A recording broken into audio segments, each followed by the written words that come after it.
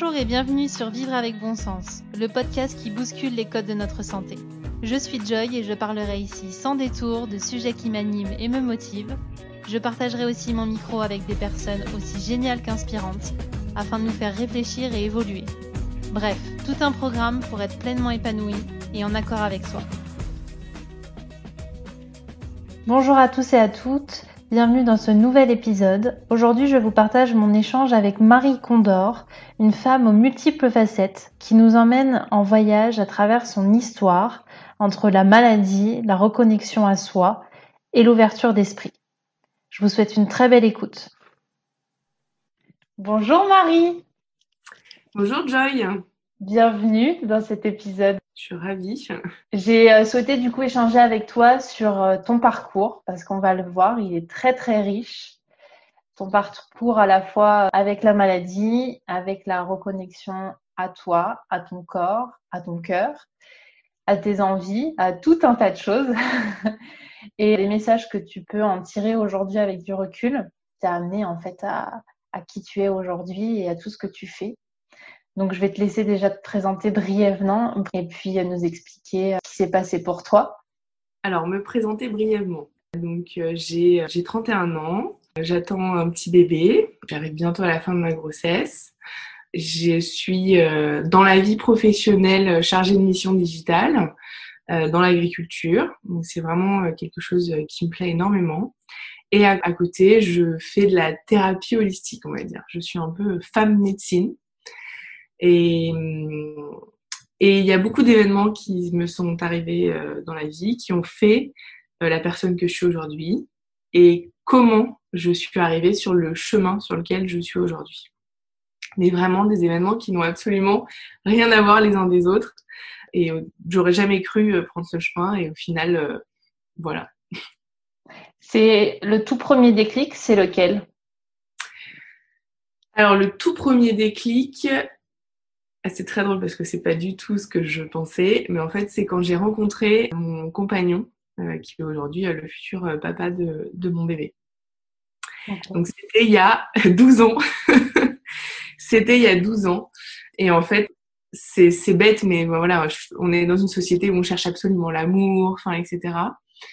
Et au final, moi j'avais une relation pendant mon adolescence, mon enfance très particulière à l'homme. En fait, un jour, je ne cherchais plus. Et en fait, je l'ai rencontré. Et ça a été... il s'est vraiment passé quelque chose. Ça a été une vraie rencontre. Et on évolue ensemble depuis. Et après, voilà, il y a le deuxième déclic, ça a été la maladie. Puisque un an après le début de notre relation, je suis tombée malade. J'ai eu un cancer. Donc, plus précisément, un lymphome d'Hodgkin, qui est considéré comme un cancer de la lymphe. Et là, toutes les choses, tout s'est enchaîné. Donc, voilà. Quoi précisément ce cancer ? Tu peux nous expliquer ? Alors, le lymphome d'Hodgkin, très drôle parce que les médecins, certains nous appellent la génération de Tchernobyl. D'autres nous donnent d'autres petits noms assez sympas. Parce que moi, je suis née en 88. En fait, ça c'est arrivé... J'ai eu en fait un ganglion qui a gonflé au niveau de l'épaule à droite. Donc en fait, il faut savoir que la lymphe, elle est séparée en deux. Donc il y a la petite partie, il y a la très grande partie dans le corps. Moi, j'ai eu la chance, entre guillemets, d'avoir la petite partie qui a été touchée. Donc ça a été plus simple à soigner, plus facile, par des traitements moins lourds. C'est arrivé, j'ai eu des anti-inflammatoires.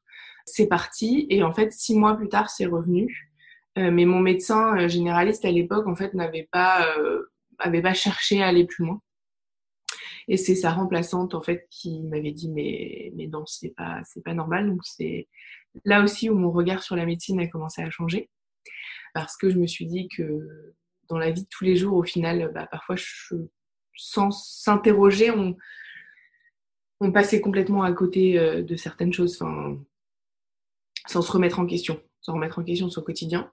Et là, en fait, tout s'est enchaîné. C'est-à-dire que c'est allé très vite. J'ai fait une prise de sang. Il y avait des choses qui étaient suspectes au niveau de la lymphe. J'ai rencontré un ORL. Cet ORL, il m'a dit, bon, voilà, soit on fait une ponction, mais on a une chance sur deux de tomber sur les bonnes cellules, soit on opère directement et on sait tout de suite ce qui va se passer.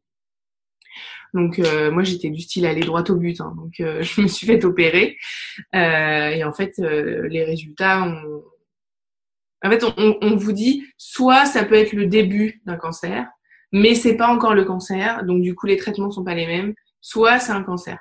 Bon ben moi je m'étais préparée psychologiquement à ce qu'on m'annonce que j'ai un cancer parce que je préférais me préparer au pire et puis voilà. Et en fait, il s'est trouvé que c'était un lymphome d'Hodgkin. Donc en fait, c'est la partie lymphatique qui est touchée. Et ce cancer, en fait, s'est déclenché après la perte de 3 personnes. J'ai perdu, un choc psychologique. Donc j'ai perdu mon grand-père, avec qui j'étais très proche. J'ai perdu une de mes tantes, dont j'étais aussi très proche, qui est la sœur, une des sœurs de mon papa. Et j'ai perdu mon petit compagnon à 4 pattes, qui était mon chien à l'époque, avec qui j'ai grandi. Et enfin voilà, donc, ça a été clairement le déclencheur de tout ça pour moi.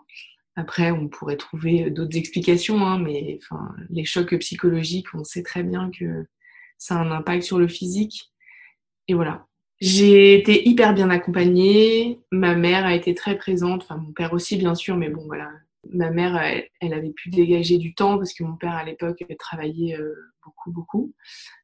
Et j'ai la chance d'avoir été accompagnée par tout ce qui est thérapie holistique en plus. Et c'est là en fait où les médecins holistiques sont arrivés dans ma vie. Et alors justement, avant de rentrer dans cette partie-là, toi, quand on t'annonce que tu as un cancer, tu fais tout de suite le lien avec ces décès? À l'époque, non. À l'époque, non, parce que j'ai eu une adolescence où j'ai pas été, on va dire, très sage, entre guillemets. Je fumais à l'époque. J'ai eu une période aussi où je faisais beaucoup la fête, je faisais un peu n'importe quoi en fait. Donc je mangeais pas du tout correctement, hein. J'étais très nourriture industrielle malgré que ma mère me répète tout le temps qu'il ne fallait pas manger du Nutella, toutes ces choses. Donc voilà, j'avais plus mis ça sur le dos de tout ça. Et en fait, c'est vraiment après la maladie que j'ai compris en fait que c'était autre chose.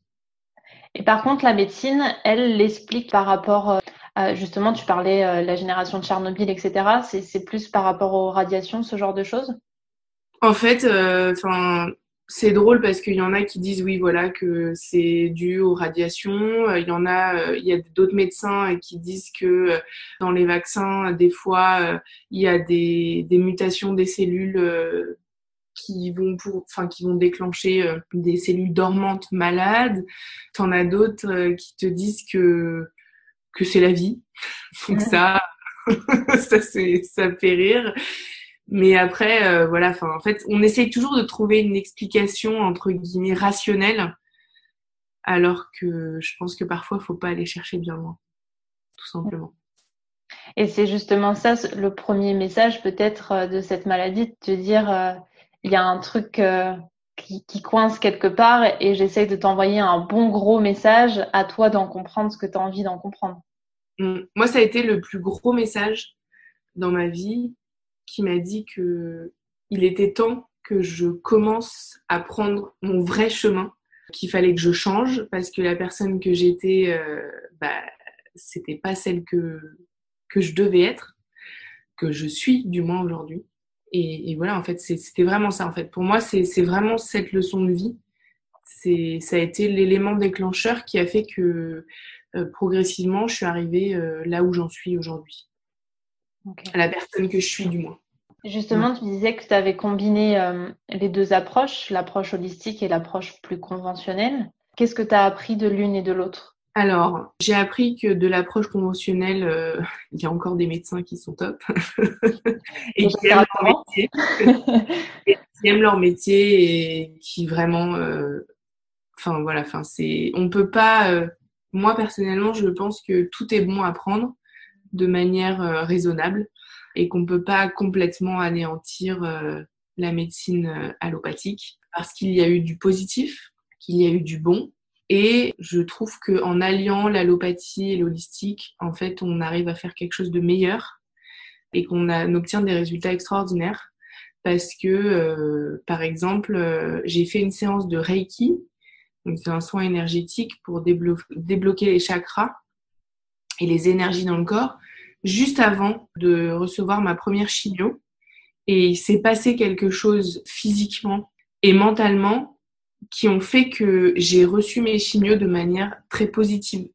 C'est-à-dire que elle m'avait conseillé ma Reiki à l'époque qui s'appelle Elsa Oliveras et que j'ai toujours en contact aujourd'hui et qui m'a vu grandir et que j'ai vu grandir. Enfin, c'est assez extraordinaire.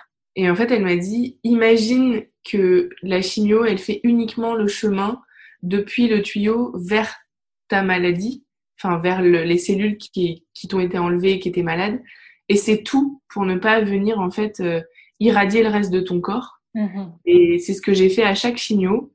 Et j'ai vraiment, enfin, c'est dingue, mais en fait, bon, la chimiothérapie, c'est quelque chose de très froid. Donc en fait, je sentais en fait passer dans mes veines et aller uniquement à cet endroit-là. Donc c'était un peu, en fait, je me rends compte en t'en parlant que pour moi, c'était un peu les prémices de la méditation, parce qu'à l'époque, je méditais pas du tout. Cette reconnexion au corps et aux sensations que tu peux ressentir. Ouais, vraiment, ouais. Et qu'en fait, on est notre esprit à la force de tout, quoi. Enfin, on peut tout faire avec notre esprit. Et donc, c'est ce que tu dis, et c'est ça que je trouve très intéressant, c'est cette complémentarité entre la médecine allopathique et la médecine holistique, où finalement, on essaye de les opposer tout le temps en disant non, tu choisis entre l'un ou l'autre, alors que ça peut être l'un et l'autre. Tout à fait, ouais. Ouais, c'est ça, oui, parce que du coup, pour expliquer un petit peu comment ça s'est passé, moi, j'ai eu 2 mois et demi de chimio et 3 semaines, j'ai eu une pause de 3 semaines et ensuite, j'ai enchaîné avec 3 semaines de radiothérapie. J'avais une chimio tous les 15 jours pendant ces 2 mois et demi. Et en fait, je voyais ma Reiki avant chaque chimio, je voyais mon acupuncteur avant et après chaque chimio. Et j'ai vu un homéopathe qui, en fait, m'ont donné des traitements des traitements de plantes, d'homéopathie, etc., pour contrer les effets secondaires de la chimio. Donc, pour éviter les nausées, pour éviter la perte des cheveux, pour éviter les brûlures d'estomac, enfin, tout ce qui peut, enfin, je pense que je pourrais en dire encore plein. Et ça a marché, enfin, ça a marché parce que même si j'étais fatiguée, ce qui est normal quand on avance dans le temps au fur et à mesure des chimios, eh ben, je sentais que je recevais les choses de manière positive.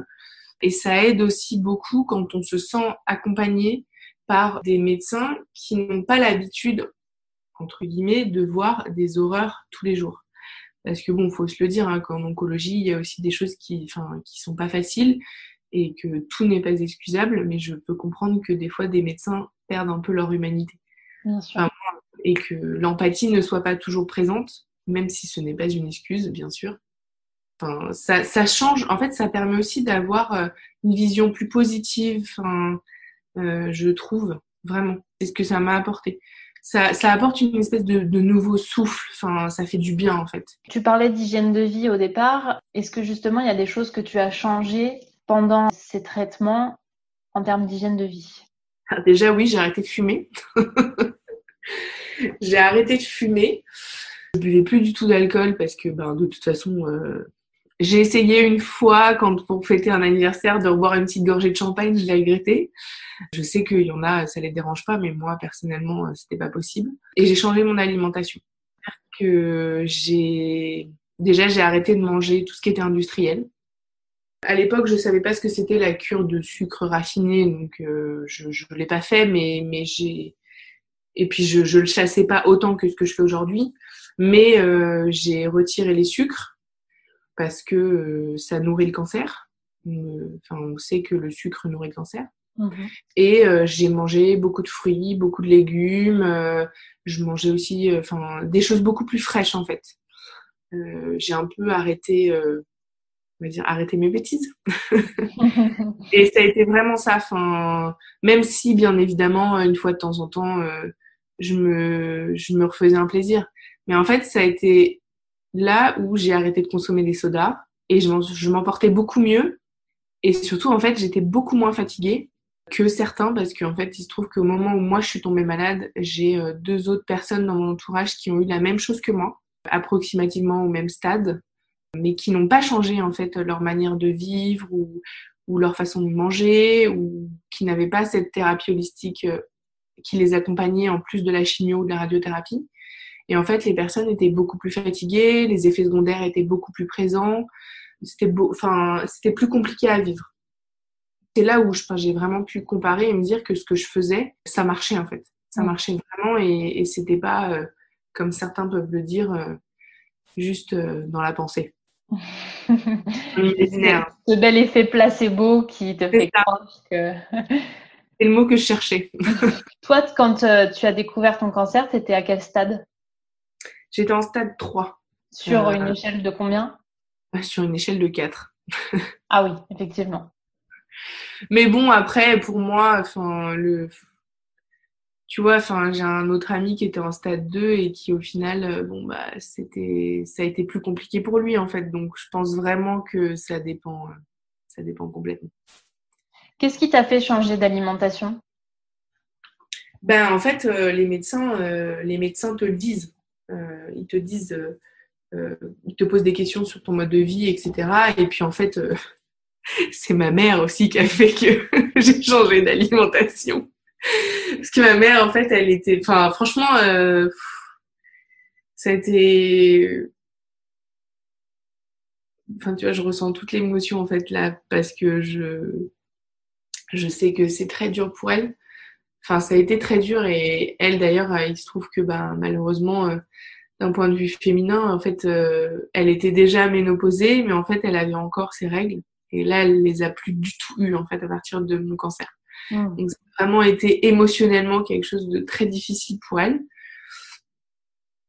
Et aujourd'hui, des fois, quand elle en parle encore un peu. Enfin, donc, ça a été vraiment ma mère qui m'a beaucoup accompagnée. Mon père m'a accompagnée complètement autrement, hein, mais ma mère était vraiment impliquée plus que tout parce qu'il y a aussi un historique. Mon grand-père a été malade, etc. et tout. Donc, et puis, je pense que de toute façon, quand c'est son enfant, je ne sais pas encore ce que c'est, même si je sens déjà tout l'amour que je lui porte à ce petit bébé.